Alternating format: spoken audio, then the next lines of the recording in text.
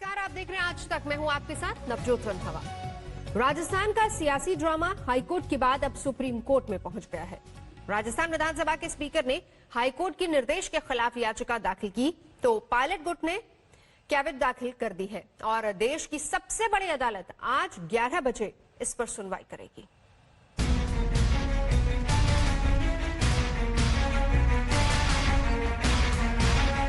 गहलोत बनाम पायलट की लड़ाई अब देश की सबसे बड़ी अदालत तक पहुंच गई है।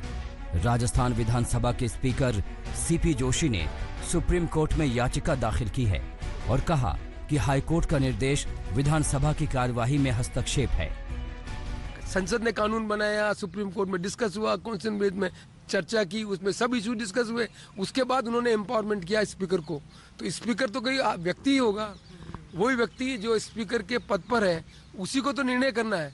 तो आपको अपील करने का मौका था, उसमें किसने मना किया कि आप अपना अपील नहीं करें? दरअसल राजस्थान विधानसभा स्पीकर ने पायलट गुट के 19 विधायकों को नोटिस भेजकर पूछा था कि क्यों न उन्हें अयोग्य ठहराया जाए।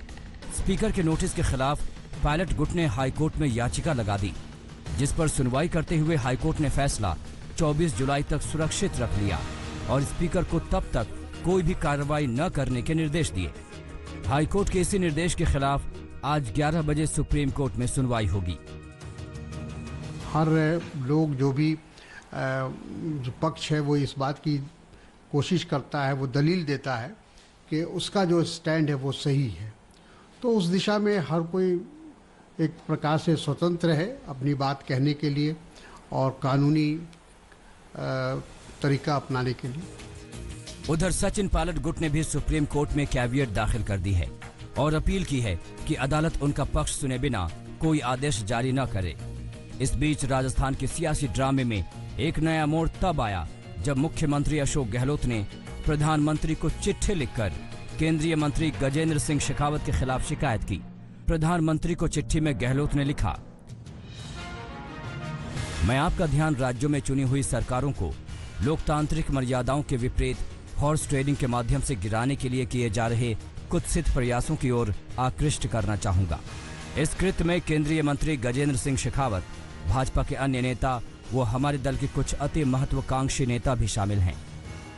माननीय प्रधानमंत्री जी को एक पत्र जो मुख्यमंत्री जी के द्वारा लिखा गया वो स्पष्ट संकेत करता है कि सरकार अल्पमत में आ चुकी है और इसी कारण बिना वजह वो माननीय प्रधानमंत्री जी, माननीय गृह मंत्री जी और भारतीय जनता पार्टी के नेताओं को आरोपित करते हैं। अशोक गहलोत ने प्रधानमंत्री को चिट्ठी तब लिखी जब दिन भर उनके भाई के ठिकानों पर फर्टिलाइजर स्कैम को लेकर ईडी ने ताबड़तोड़ छापेमारी की।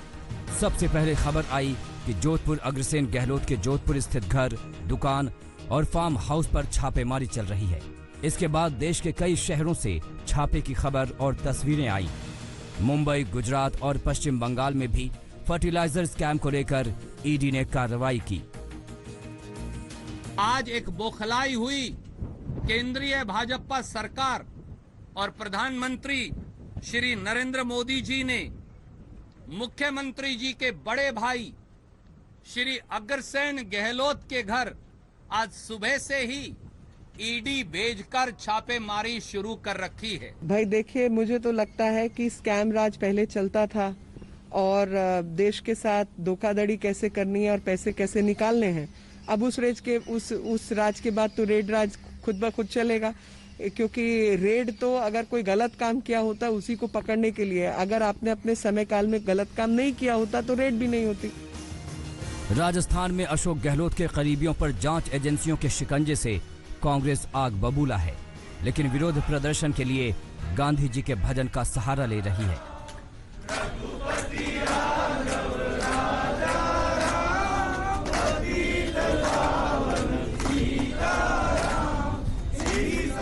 जयपुर से शरद कुमार के साथ आज तक ब्यूरो। ममता सरकार का हर फैसला सियासी घनचक्रों में उलझ जाता है। लॉकडाउन के ऐलान को लेकर भी यही हुआ। ममता सरकार ने 2 दिनों के लॉकडाउन का ऐलान तो किया, लेकिन गुरुवार और शनिवार को बीजेपी अब ये पूछ रही है कि शुक्रवार को क्यों छोड़ दिया। कोरोना मामलों को छिपाने और मौत के आंकड़ों पर पर्दा डालने के आरोप झेल रही ममता सरकार भी आखिरकार उसी स्थिति में पहुंचती दिख रही हैं जो देश के बाकी राज्यों में है। संक्रमण का कोई पैटर्न तय नहीं होने का डर बंगाल को फिर से लॉकडाउन की ओर ले जा रहा है। ममता सरकार ने मान भी लिया है कि राज्य में कम्युनिटी संक्रमण के हालात हैं।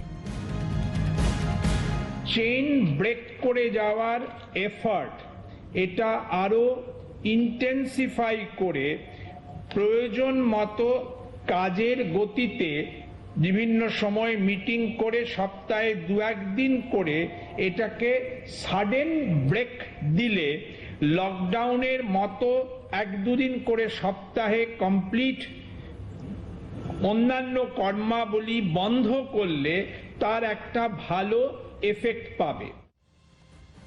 कम्युनिटी स्प्रेड की चेन तोड़ने के लिए ममता सरकार हर हफ्ते 2 दिन के लॉकडाउन पर विचार कर रही है। फौरी तौर पर आज यानी 23 जुलाई और 25 जुलाई यानी शनिवार को लॉकडाउन का ऐलान कर दिया गया है, लेकिन 23 और 25 जुलाई के बीच 24 जुलाई को पाबंदी नहीं रहेगी। 24 जुलाई को शुक्रवार है और इसी को लेकर बंगाल की सियासत गर्म हो गई है। आरोप लग रहे हैं कि ममता सरकार ने लॉकडाउन की तारीखें मुस्लिमों को रिझाने के हिसाब से तय की हैं, लेकिन ममता सरकार बीजेपी नेताओं की दिमागी हालत पर ही सवाल उठा रही हैं। शुक्रवार को नमाज पढ़ी जाती है इसलिए लॉकडाउन नहीं होगा। 1 तारीख को बकरीद है इसलिए उस दिन लॉकडाउन नहीं होगा।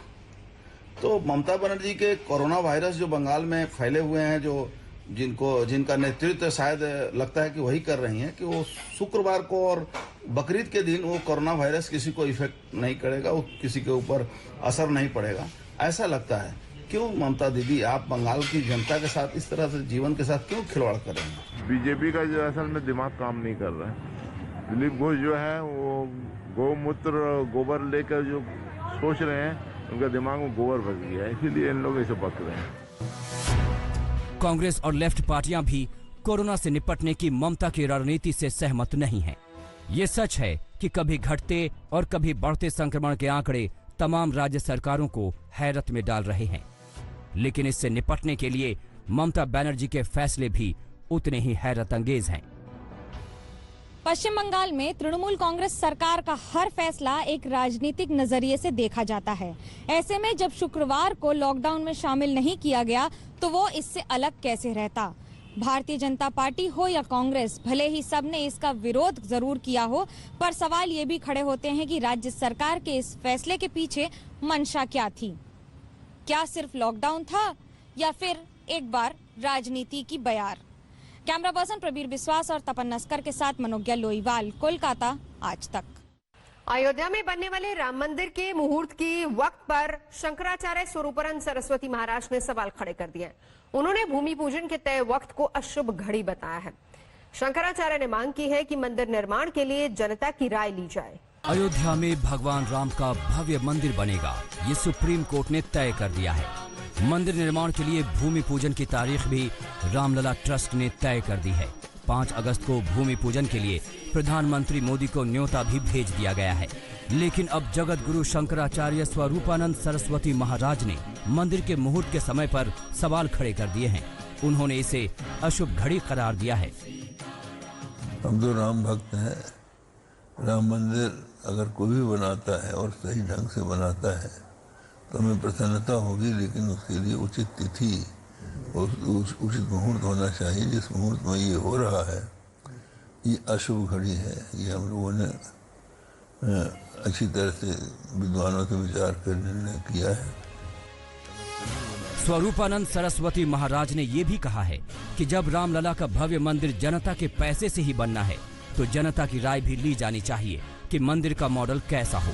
उन्होंने ये भी मांग की है कि भगवान राम का मंदिर कंबोडिया के अंकोर वाट की तरह विशाल और भव्य बने। जैसा कि हम पहले से कहते आए हैं कि जब बनना ही है तो अंकोर वाट में, कंबोडिया के अंकोर वाट में जैसा विशाल राम मंदिर है उसी प्रकार का राम मंदिर अयोध्या में बनाया जाना चाहिए। रामलला के भव्य मंदिर के नए मॉडल की डिजाइन भी सामने आ चुकी है। इसमें कई बदलाव किए गए हैं। अब राम मंदिर 3 मंजिल का होगा, जिसकी लंबाई 268 फीट और चौड़ाई 140 फीट होगी, जबकि मंदिर की ऊंचाई 161 फीट होगी।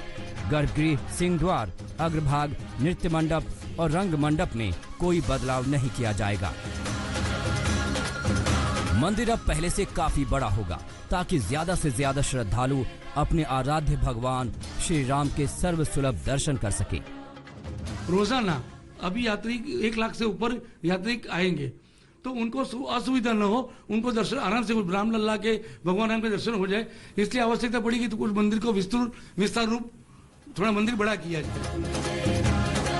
बहरहाल अब देश को इंतजार 5 अगस्त का है, जब अयोध्या में सबसे बड़े उत्सव का आगाज होगा, यानी मंदिर निर्माण शुरू होगा। नमस्कार, मैं हूं अंजना ओम कश्यप। हमें उम्मीद है ये वीडियो आपको पसंद आया होगा। लेटेस्ट खबरों के लिए यूं ही देखते रहिए आज तक, और इस वीडियो के पसंद आने पर लाइक, शेयर एंड सब्सक्राइब करना ना भूलें।